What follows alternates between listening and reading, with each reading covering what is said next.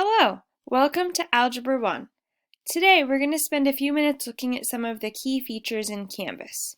To start, Canvas is the platform for learning management that we'll be using for all of our work together. We will also use some additional websites and tools, but everything will be able to be found in Canvas.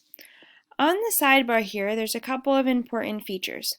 One is the home page. You can always get back to the home page by clicking this top button, and that will give you the course information as well as information and assignments related to each module. On the side, you can also see upcoming assignments by clicking on the Assignments tab.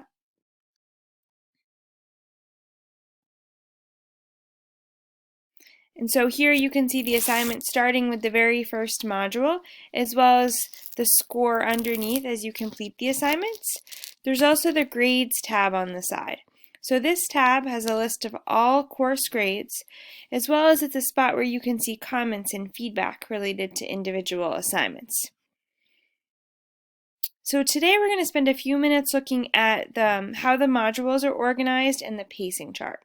So on the left sidebar, if you go back to Home, there's a button here that says Course Information located at the top of your screen.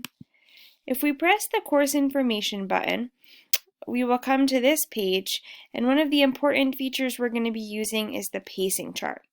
So if you go down and click on Pace Charts, there's a couple of different options when you think about the pace at which you complete this course. There's your traditional pace, which is in completing this course in 32 to 36 weeks.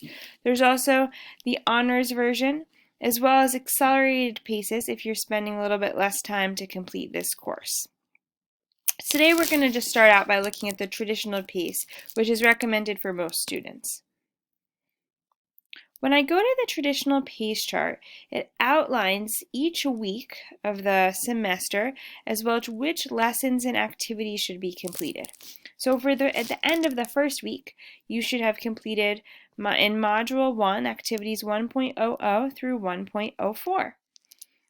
You'll continue working on Module 1 during week 2 with 1.05 through 1.08. And then you'll begin the pre-assessment after finishing Module 1 as part of Week 3.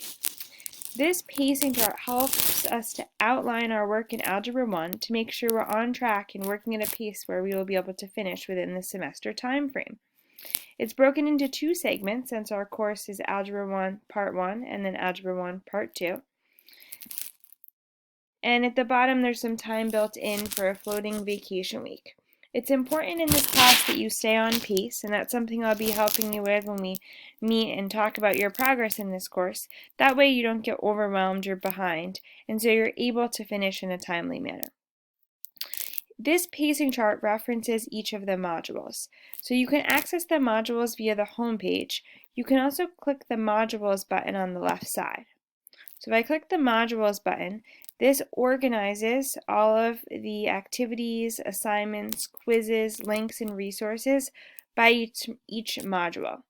And in Algebra 1, it'll be important you work through the modules in order, as some of the information necessary for Module 2 is covered in Module 1. In this class, if we scroll down to the very bottom, you will be able to see that there is a total of 9 modules, and the last module has the final assessment as well as the information related to quadratic functions. So that's just a brief overview of some of the important features you'll use in Canvas, including the home page, as well as the pacing chart, which can be found in course information, and being able to see your upcoming assignments via the modules tab.